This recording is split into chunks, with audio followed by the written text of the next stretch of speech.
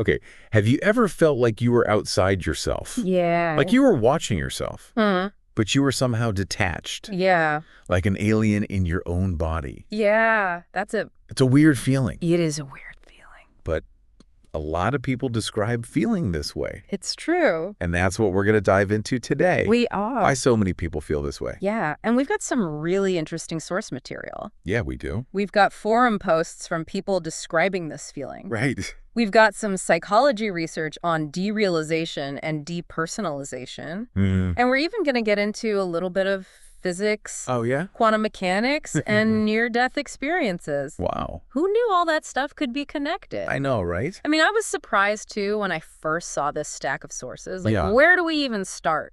I know. But the connections are definitely there. For example, one user on this forum that we're looking at, Pussy Boakley, described their experience as their ego watching themselves from the roof of the universe.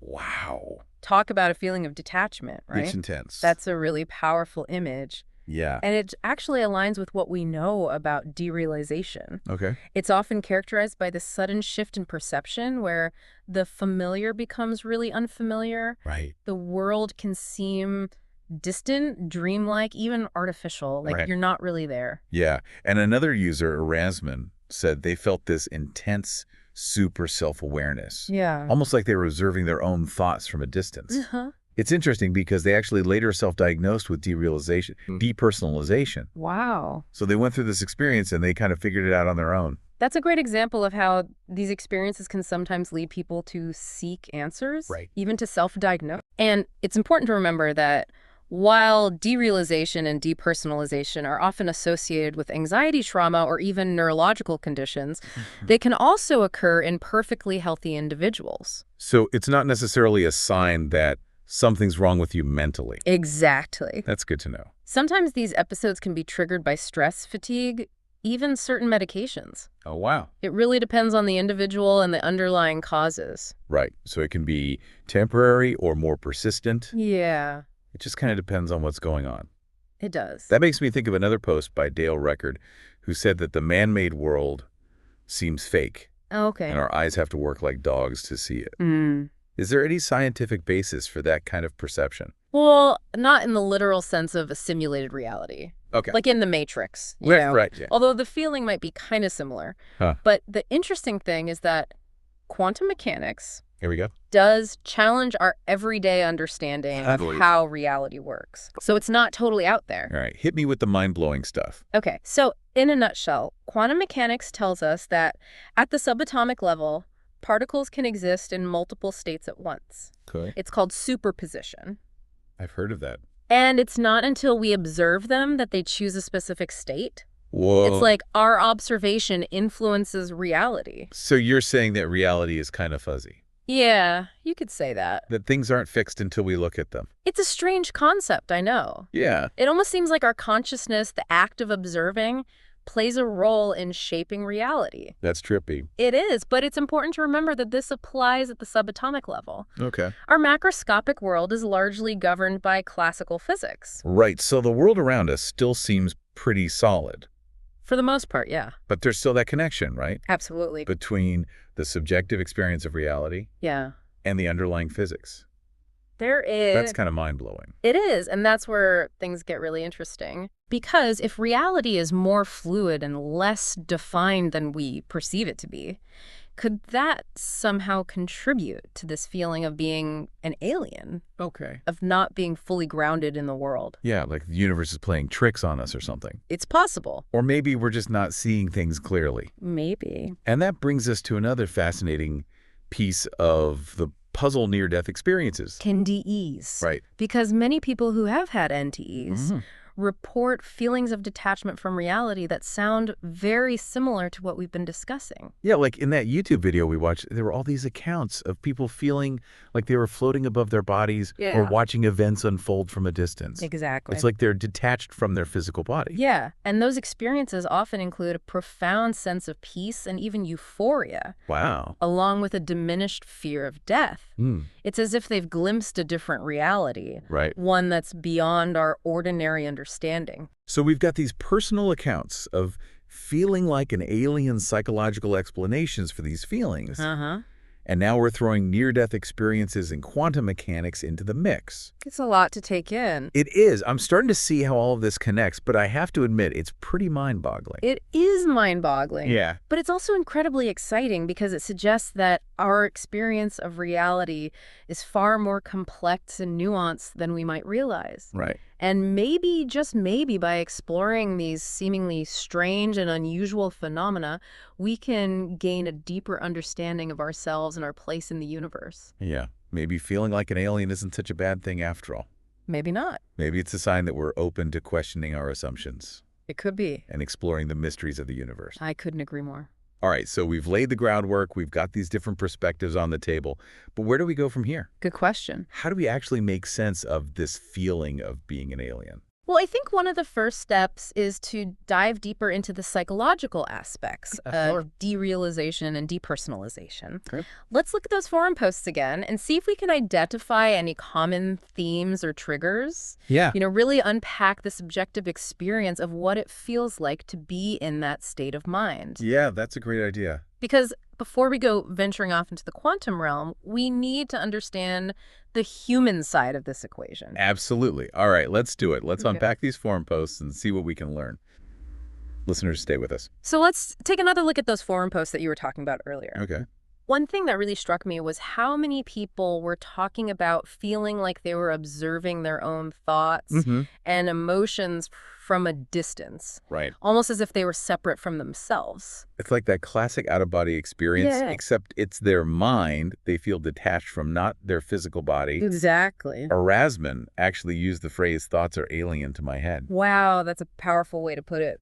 It is. And it really gets at the heart of depersonalization, Okay. which is one of the key components we see with this alien feeling. Right. The sense of detachment from your own mental processes. Yeah, thoughts, feelings, even your own body. Which could be a pretty common symptom of anxiety too, right? Absolutely. That whole feeling of being trapped in your own head, Yes, overthinking everything. exactly. And when you think about it, that obsessive self-monitoring, that hyper-awareness of your own thoughts could actually make you feel more detached. Right. Like you're analyzing yourself instead of just being... So it's like you're stuck in this loop of self-observation. Yeah. And the more you try to understand it, the further away you feel from yourself. Precisely. And that's why it's so important to remember that these experiences exist on a spectrum. Right. For some, it might be a fleeting moment of, wait, what just happened? Yeah. But for others, it can be a chronic, debilitating condition. And for those folks, it sounds like seeking professional help is really important. It is absolutely... There are effective therapies like cognitive behavioral therapy that can help people manage these symptoms and regain a sense of groundedness. That's good to know. But even for those who experience it less intensely, understanding that it's a recognized phenomenon and not a sign of going crazy Right. can be incredibly reassuring. That makes sense. And, speaking of intense experiences, Yeah. I'm remembering Caitlin Indevere mentioned that their feeling of being an alien was tied to their post-traumatic stress disorder. Oh, right. Trauma seems to be a recurring theme in a lot of these posts. It makes sense, though, doesn't it? Yeah. Trauma can really disrupt our sense of self and safety in the world. Oh. It's almost like the mind creates a psychological distance Right. to protect itself from overwhelming emotions and memories. So in a way, this feeling of detachment could be a coping mechanism, Exactly. albeit a very unsettling one. It is unsettling, but it highlights the interconnectedness of our mental, emotional, and even physical experiences. How something as profound as trauma can manifest in these very specific perceptual shifts. Okay, so we've talked about the psychological side of things, We have. but what about the physics we were talking about earlier? Yeah. Quantum mechanics, Yeah. the fuzziness of reality. Hmm. How did that tie into all of this? Let's think about the uncertainty principle for a moment. Okay. One of the fundamental concepts in quantum mechanics is that we can't know both the position and momentum of a particle with perfect accuracy at the same time. Right. There's always a degree of uncertainty. So even at the most basic level, Yeah. reality is inherently uncertain. Exactly. And that lack of certainty, that inherent fuzziness, can be a bit unsettling for people. Yeah, I can see that. It challenges our need for a stable, predictable world. And if we're already feeling a sense of detachment from ourselves and our surroundings, Right. that underlying uncertainty could amplify that feeling, right? It absolutely could. It's like that feeling of walking on shaky ground, never quite knowing what's solid and what's not. And that could definitely contribute to that sense of being an alien. Okay. Of not belonging, of not being fully tethered to reality. Wow. Okay. So I'm starting to see how even the most abstract concepts in physics can resonate with our personal experiences in a very real way. They can. But what about those who feel like the world is fake? Right. Like it's all a construct? That's where things get even more interesting. Okay. Because while we don't have evidence of a literal matrix-like simulation, there are some theories in physics that suggest reality might not be as straightforward as we perceive it. Like what? Well, there's the holographic principle, for example. Okay. It proposes that our three-dimensional reality might be a projection of information encoded on a distant two-dimensional surface. Hold on. So you're saying our reality could be a giant cosmic hologram? It's a mind-blowing idea, isn't it? It is, but how could we even begin to test that idea? It's definitely a tricky one. Yeah. Some physicists believe that we might be able to detect subtle distortions in space-time. That would be consistent with a holographic universe, but it's still very much on the fringes of theoretical physics. But even if it's just a theory, it's a pretty tantalizing one, right? It is. It feeds into that feeling of unreality that so many people describe. Exactly. Like, what if this isn't even the real deal? That's the question, isn't it?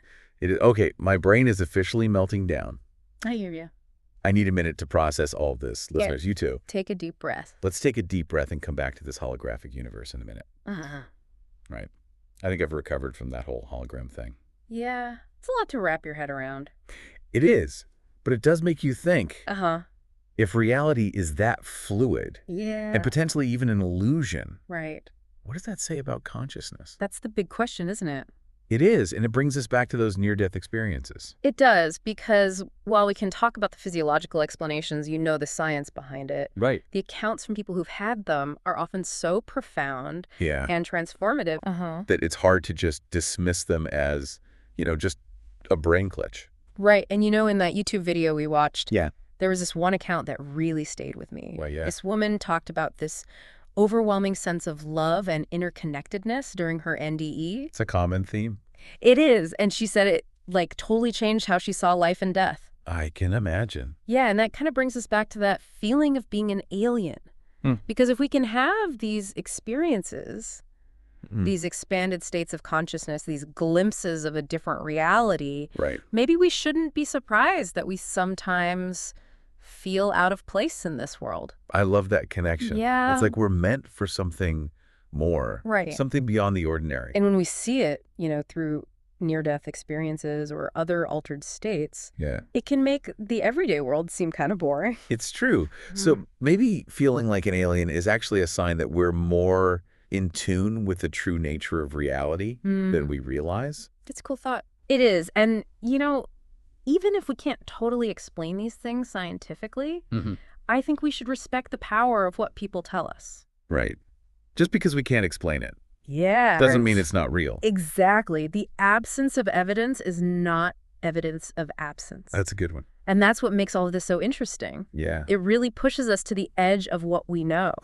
The limits of our knowledge. About ourselves and the universe. And sometimes, even if it feels weird, stepping outside those boundaries can help us grow. It can lead to some really incredible insights. So for anyone listening who's ever felt like they're watching the world from a distance, like they don't quite belong, I hope this deep dive gave you something to think about. Me too.